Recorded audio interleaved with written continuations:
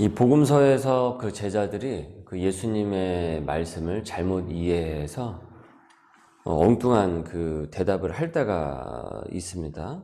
그 오늘 본문에서도 보면은 이제 그렇게 보이는데요. 바리새인과 사두개인들이 표적을 예수님께 보여달라고 이제 재촉을 하고 있죠. 그런데 이에 예수님은 너희들은 시대의 표적은 분별을 하지 못한다고 하면서 그들의 이 표적의 이 요구를 이 단칼에 거절을 하시고 이제 그 자리를 떠나셨어요. 바리새인과 사두개인들은 당시 그 유대의 3대 그 분파였는데 그 중에 이제 바리새인이 가장 큰 세력이었고요. 그 다음이 이제 사두개인이었습니다. 이 두 세력은 사이가 좋지 않았습니다.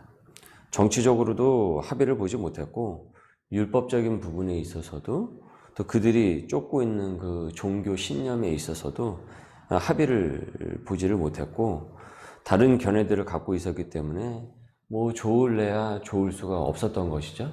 그런데 예수님을 공박하는 일에 있어서 예수님을 반박하고 핍박하는 데 있어서는 이들은 그 순간만큼은 같이 손에 손잡고 하나가 됩니다. 그래서 어떻게 하면 예수님을 궁지에 몰아 넣을까? 예수님을 따르는 사람들을 어떻게 하면 헤쳐놓을까? 연구에 연구를 거듭했다라는 거죠.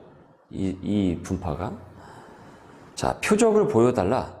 한 목소리로 지금 두 분파가 그 하나가 돼가지고 지금 예수님께 얘기하고 있는 것 아닙니까? 표적을 보여달라. 이적을 보여달라는 그 이들의 요구는 그것으로 우리들한테 당신이 표적을 보여줌으로써 당신이 당신됨을 증명을 하라라는 것이에요. 그러니까 그런 윽박성, 발칙한 그 윽박성 요구였기 때문에 예수님께서는 그들의 그 의도를 아시고 바로 거절을 하셨습니다. 4절에 보시니까 악하고 음란한 세대가 표적을 구하나 요나의 표적밖에는 보여줄 표적이 없느니라 하시고 그들을 떠나가시니라. 그러니까 이런 식으로 표적을 구하면은 이런 식으로 하나님의 능력을 요구를 하면 그 사람에게서 떠나가는 겁니다. 기도가 응답이 되는 게 아니고요. 여러분, 요나의 표적이 무엇입니까? 요나의 표적은 오늘 본문에 보니까 요나의 표적 외에는 보여줄 것이 없다라고 예수님께서 말씀을 하셨는데 요나가 니느웨에 심판의 메시지를 들고 가죠. 요나가 표적 그 자체가 된단 말이죠. 그렇기에 요나가 심판의 메시지, 그들로 하여금 심판의 경고의 메시지를 주면서 그 악인들이 되돌아오도록, 회개하도록 전하는 그 메시지가 그들에게는 표적이 되는 것입니다. 즉 요나가 표적이 되는 것이죠. 요나가 전했던 그 메시지가 이들에게 하나님의 복음의 메시지를 들고 온 예수님도 바로 요나의 표적처럼 그분이 표적이 되시는 거예요. 그러니 너희들이 나 예수를 보고도 또다시 표적을 보여달라고 하면은 나는 너희들의 요구에 더 이상 응하지 않겠다라는 이 단호한 예수님의 말씀인 것입니다.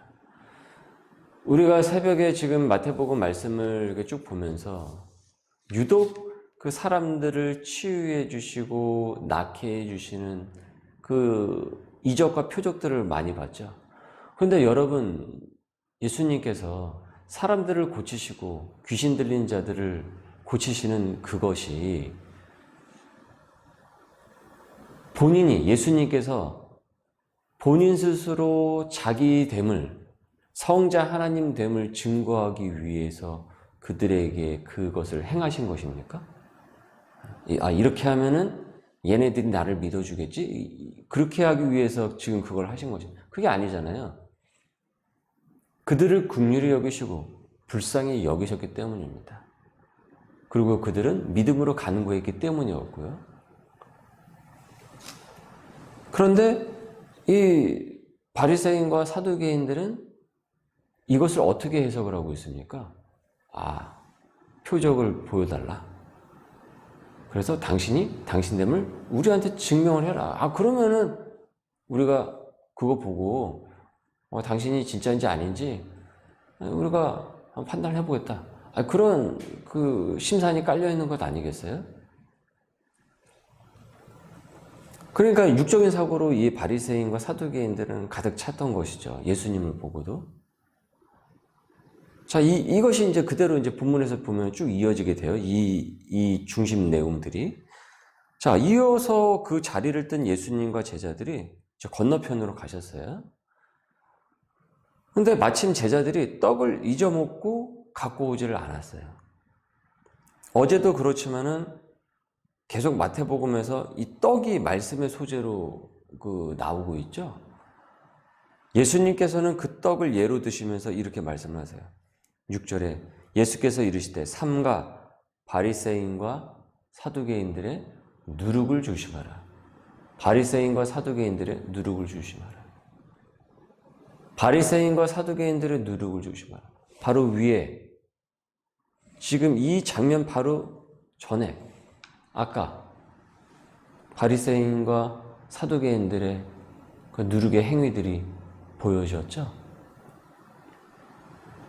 우리 성경에서는 떡이라고 번역이 되어 있는데 원어는 빵이죠. 당시에 지금 우리가 먹는 우리나라에서 먹는 그 떡이 아니죠. 빵이 그때는 이제 주식이었으니까 지금도 여전히 그렇고요. 빵을 이제 구울 때 이게 부풀어 오르지 않습니까? 그러니까 이를 예시로 드시면서 그들의 그 누룩을 주의하라고 하신 것입니다. 바리새인과 사두개인들의 잘못된 율법주의, 전통주의, 외식주의 등을 주의하라고 한 것입니다. 그러니까 그런 거 보고 배우지 말라라는 것이죠. 그러나 제자들은 어떻습니까? 이 떡을 어떻게 해석하고 있습니까? 7절에 보니까 제자들이 서로 논의하여 이르되 우리가 떡을 가져오지 아니하였도다 하거늘. 야, 우리가 떡을 안 갖고 왔어. 야, 큰일 났다. 갖고 왔어야 되는데 뭘 또 먹어야 되지? 떡을 지금 예수님이 이 얘기를 하시니까 떡을 지금 자기들이 갖고 오지 않았다라고 지금 얘기를 하고 있는 거예요. 그러니까 예수님의 말씀의 의도를 지금 알아듣고 있습니까? 전혀 못 알아듣고 있습니까? 전혀 잘못 이해를 하고 있죠. 왜 제자들이 그렇게 생각을 했을까요? 왜 난 놓고 기억자를 몰랐을까요? 이 순간에 그들의 청취력이 딸려서 그런 것입니까? 그들의 원래 문해력이 딸려서 그랬던 것입니까? 아니에요. 떡이 여전히 그들의 가장 큰 관심거리예요. 떡이 그들의 가장 큰 관심거리고 가장 큰 문제거리인 거예요. 자기들에게 있어서. 떡으로만 해석을 하는 거예요, 자꾸. 이 제자들은. 떡을 떡으로만 해석을 해요. 떡을 예로 드시는 예수님의 말씀이 아니라 떡이라고 하니까 떡, 밥만 생각을 한 것입니다. 그러니까 예수님께서 바리새인들의 누룩을 조심하라 라고 말씀하시니까 지금 이 순간에 빵 놓고 왔다. 지금 그거 안 갖고 왔다. 지금 이 얘기를 하고 있다는 거예요. 여러분, 이래서 이 고정관념이 이 굳어진 게 이래서 무서운 것입니다. 이 육적인 이 선입견이 무서운 것이고요. 아주 잘못된 고착된 그 사고 방식으로 딱 굳어져 있으면은 다른 얘기가 이게 막혀버립니다. 그 얘기가 온전한 그 의미가 전달을 받지를 못해요, 본인이.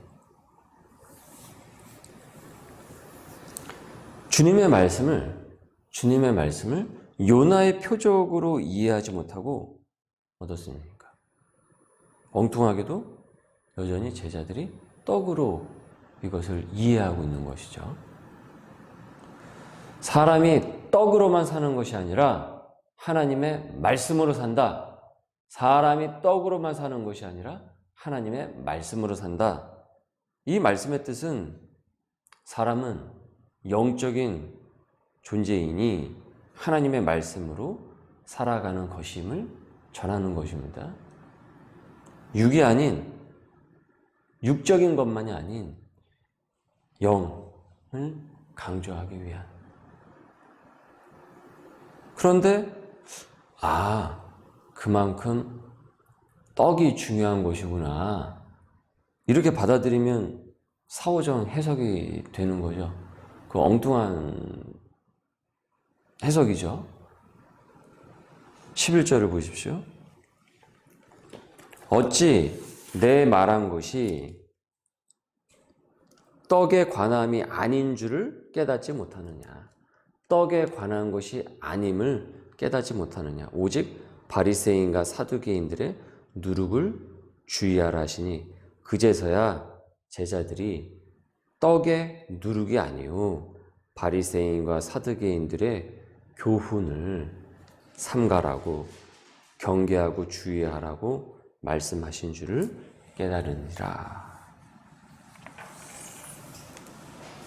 우리가 살면서 분별을 잘 하지 못하는 것은 지금의 제자들처럼 당장 눈앞에 보이는 떡의 문제에만, 육의 문제에만 온전히 골몰하기 때문입니다. 아무리 많은 말씀을 듣고 말씀을 읽는다고 하고 기도를 한다고 할지라도요, 그 관점을 달리하지 않으면, 바꾸질 않으면 무슨 말씀을 들어도 어떤 기도를 해도 계속 떡으로 해석하고 떡으로 결론이 납니다. 그러면 주님이 그렇게 질책을 하시겠죠? 어찌 너가 지금 보고 있는 말씀과 듣고 있는 그 말씀, 그리고 하고 있는 그 기도가 내가 말한 것이 떡에 관함이 아닌 줄을 깨닫지 못하느냐. 종종 설교자들이, 목회자가 말씀을 이렇게 준비를 하고 그 다음에 단상에 서서 메시지를 전하지 않습니까? 그러면요, 만약에 100명의 성도가 있지 않습니까? 그럼 100명의 성도가 그 메시지를 받을 때 각양각색으로 그 메시지를 자기식대로 이해를 하고 받아들입니다. 그러니까 자기식대로 적용을 한다라는 거죠. 설교자가, 목회자가 그 본문의 말씀에 받아서 그거를 그 본문 말씀대로 의도를 전했는데, 받아들이는 사람들은 각양각색으로 그것을 100이면 100 각자 다르게 해석을 하고 받아들인다는 것이에요. 누군가는 그날 설교 들었던, 말씀 들었던 것 중에 예화만 딱 기억을 하고 그것만 기억을 하고 있어요. 전혀 그 예수님의 얘기는 전혀 기억을 못하고 그 예만 하나 기록하고 있고, 어제 재밌었던 얘기, 웃겼던 얘기. 그래서 이제 예화가 되게 조심스러운 거예요. 설교자도. 그 성도들이 그것만 딱 기억을 하고 있으니까. 그래서 그 본문과 아주 적절하게 매칭이 정확하게 이루어지질 않으면 사실은 예화는 예화일 뿐입니다. 그리고 1번의 메시지를 전했는데 전혀 다른 얘기로 이제 본인은 해석을 한다라는 거예요. 이것을 우리가 주의를 해야 됩니다. 이것을 경계를 해야 되는 거예요. 오늘 그 간증에서 이제 한 형제가 무늬만 신앙으로 썬데이 크리스천으로 살다가 이것저것에 이제 손을 대다가 다 막혔어요. 그러다가 또 악화돼가지고 큰 빚을 지고 또 현금 서비스를 돌려먹는 상황에까지 이르게 돼요. 그래도 교회는 다녔으니까 이제 워낙 궁지에 자꾸 몰리니까 이제 기도를 하기는 하는데, 기도의 중점은 정작 그의 속사람이 바뀌는데 그 기도의 중점이 가야 되는데, 지금 그 형제는 어떻게 기도를 했냐면, 지금 자기가 벌려놓은 일들을 해결이 되기만을, 그래서 경제적인 이 해결만을 기도를 하고 있는 거예요. 떡의 문제만을 계속 기도를 하고 있는 것이죠. 예수님의 말씀의 문제로 들어가야 되는데 그 문제로만 해결됩니다. 그 문제로만 계속 기도를 하고 있는 거예요. 그러니까 중점이 거기에 갖춰져 있죠. 그러니까 기도가 안 풀려요. 계속 떡으로만 해석을 하고 떡으로만 예수님의 말씀을 들어도 계속 그것을 떡으로만 해석을 하고 결론을 그렇게 내리고 기도의 결론도 그런 식으로 가고 있으니까 괴롭고 풀리질 않습니다. 그의 죄와 잘못된 그 사고 방식을 고쳐야 하거늘 자기가 원하는 그 그림을 절대 놓지 않아요. 그리고 그 그림을 자기가 잘못 그린 그림을 어떻습니까? 자기가 원하는 자기 실력으로는 이제 못 그린 거 아니에요. 자기가 그리려다가 그게 안 된 거 아닙니까? 그러니까 하나님 대신 그려주십시오. 해가지고 그걸 완성해 주기를 바라는 거예요. 자기가 원하는 그 그림대로. 잘못된 그림의 떡인 것이죠. 그림의 떡. 그걸 깨달아야 되거든요. 그게 잘못된 그림의 떡이라는 것을 깨달아야 되거든요. 그러다 이게 아님을 알고 진정 자신이 육신의 문제가 아니라 자신의 그 속사람이 바뀌어야 된다는 것을 깨닫습니다. 그래서 그것을 진짜 기도하지 않고 주님의 말씀을 그렇게 받아들이지 못했던 것을 자신의 죄를 회개를 해요. 그리고 과거에 아내 몰래 바람 피운 죄를 고백을 하고 그러다 보니 그것이 흘러나오게 되고 또 가만히 자기가 지금까지 살아왔던 방식들을 보니까 20번이 넘게 회사를 이직했던 거예요. 20번이 넘게. 거기에는 진짜 회사에 잘못된 것보다는 자기의 그 교만이 컸구나. 내가 제일 낫다라는 그런 교만이 컸다라는 것을 깨닫게 됩니다. 그래서 떡으로만 사는 것이 아니라 하나님의 말씀으로 사는 증인의 삶이 되어야 되겠구나 라고 고백을 하게 돼요. 거기서 문제가 진짜 풀리게 되는 것입니다. 속사람이 바뀔 때 겉사람이 바뀌게 되는 것이죠. 오늘 말씀에서도 보듯이 떡의 관함이 아닌 것이라. 떡의 관함이 아닌 것이다. 왜 그것을 깨닫지 못하느냐라고 예수님이 제자들에게 말씀하신 것처럼 내가 여전히 예수님의 온전한 그 말씀, 하나님의 말씀으로 내가 해석을 하고 그것으로 결론을 내리고 기도를 하고 내 삶의 방향을 말씀한 대로 내가 바꿔나가는 것이 아니라 여전히 내가 그것을 떡으로만 자꾸 해석을 하고 있는 나의 잘못된 부분이 없는지 그리고 회개해야 될 부분이 무엇인지 오늘 말씀은 또 우리로 하여금 깨닫게 하고 있습니다. 오늘 말씀을 여러분 노트에 기록을 하시고 묵상을 하시고 하나님께서 지금 이 순간에 나에게 하시는 그 말씀이 무엇인가? 내가 진정해야 할 기도가 무엇인가? 내가 듣는 그 말씀이 나는 계속 떡으로만 해석을 했구나. 그래서 자꾸 기도가 땅에 떨어졌구나. 이것을 깨달을 수 있는 저와 여러분이 되시길 바랍니다. 하나님께서는 우리를 사랑하십니다. 하나님께서는 우리가 하나님의 뜻 가운데서 잘 되는 소명이 되기를 바라십니다. 그래서 오늘도 우리에게 이렇게 귀한 말씀을 주시는 것 아니겠습니까? 오늘도 말씀을 굳건히 붙잡고 승리해 나갈 수 있는 우리 소명의 식구들 될 수 있기를 주님의 이름으로 소망합니다. 기도하겠습니다. 하나님 감사합니다. 오늘도 저희들에게 귀한 말씀을 은혜를 주시고 떡으로만 해석하고 떡으로만 결론을 내렸던 나의 어리석음을 용서해 주시고 진정 예수 그리스도의 표적의 말씀으로 이해하고 해석하고 우리의 삶의 자리를 증인의 삶으로 회복하며 나아갈 수 있도록 오늘도 인도하여 주옵소서. 가정에서 능력이 드러나게 하여 주옵시고 일터에서 그 증인의 능력이 드러나게 하여 주시고 하나님의 말씀을 들고 많은 사람들을 감화시킬 수 있는 복음의 증인이 될 수 있도록 역사하여 주옵소서. 감사하며 예수님의 이름으로 기도드립니다. 아멘.